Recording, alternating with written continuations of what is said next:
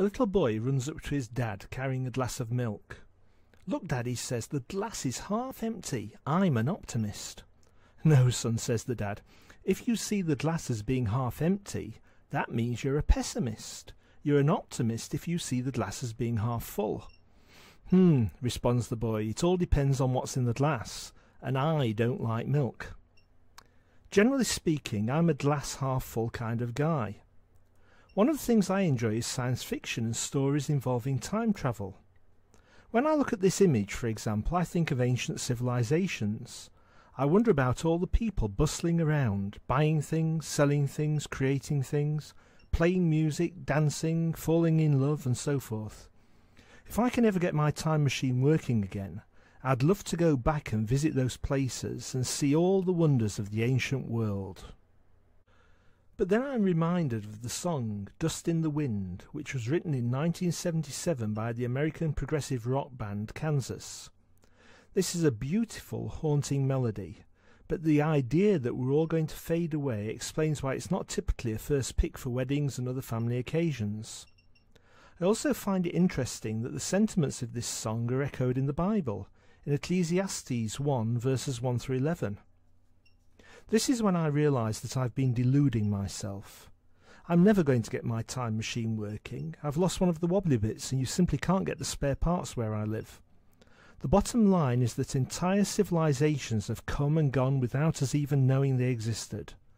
As far as we mortals are concerned, all of the peoples who came before us have been lost in the sea of time. This is one of the times that I start thinking in a glass half empty kind of way. One of the greatest and most powerful Egyptian pharaohs was called Ramesses II. Ramesses reigned from 1279 to 1213 BC, which means he died a little over 3,200 years ago. Just to give you an idea what he was like, he told everyone to call him Ramesses the Great, so that no one would get confused. Ramesses' Greek name was Ozymandias. The reason I mention this here is that a lot of what we know about him comes from the Greek historian Diodorus of Sicily. Around 200 BC, which was about 1,000 years after Ramesses had died, Diodorus went trekking across Egypt, writing about what he saw. And one of the things he saw was a humongous statue of Ramesses. The accompanying inscription basically said, "I'm a really, really big cheese. You may think your kings are pretty awesome, but compared to me, they don't even have a cheesy smell."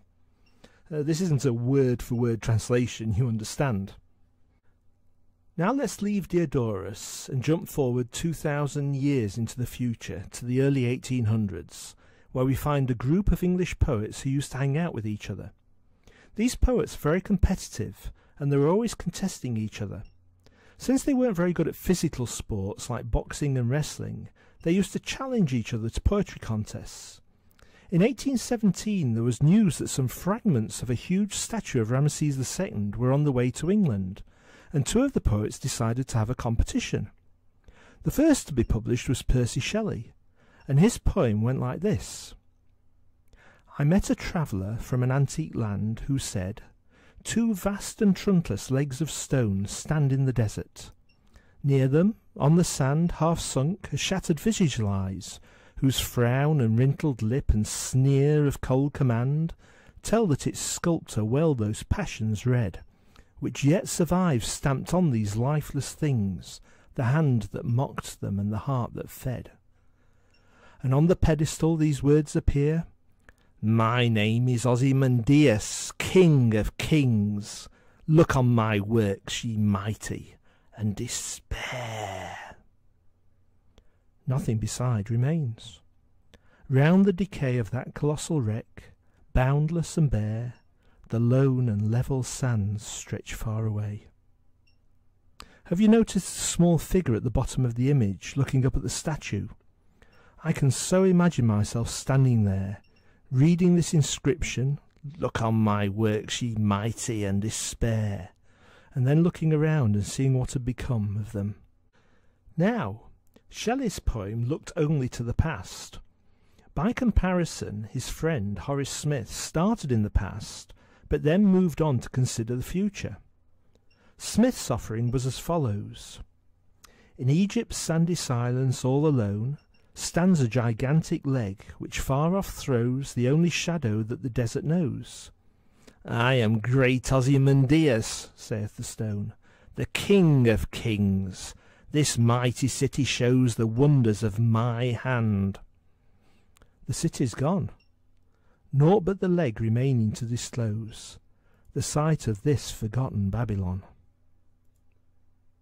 We wonder, and some hunter may express wonder like ours, when, through the wilderness, where London stood, holding the wolf in chase, he meets some fragment huge and stops to guess what powerful but unrecorded race once dwelt in that annihilated place. But let's turn our frowns upside down into smiles, because it's not all doom and gloom. There are three words that are often used to describe Adonai. Omniscient, which means all-knowing. This reminds me of my mother. Omnipotent, which means all-powerful. This also reminds me of my mother. And omnipresent, which means being everywhere at the same time.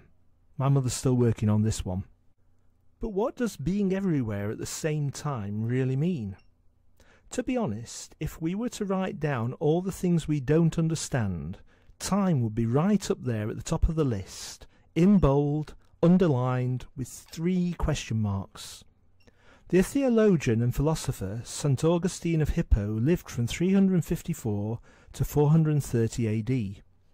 He spent a lot of time thinking about all sorts of things, including time itself. As St. Augustine famously said, "What is time? If no one asks of me, I know. But if I wish to explain to him who asks, I know not." I know how he felt. The best we've come up with so far is that time is what stops everything from happening at once. Now, although this may be technically accurate, it does leave you thinking that there are a few more details to be tied down. One of the things scientists love to argue about is the question of when time began. Was time already there before the universe was created, or was it what we would call an emergent property? That is, time emerged along with the universe. In fact, the answer is presented in what I like to think of as the big book of answers to any questions you can think of. You probably know it by its abbreviated name, the Bible. In Genesis 1:1 we read, "In the beginning God created the heavens and the earth." Think about this. This tells us 2 things. In the beginning. There wasn't anything before the beginning. That's when time began. This also means that Adonai exists outside of time. He was there at the beginning, he will be there at the end, and he's there every instant in between.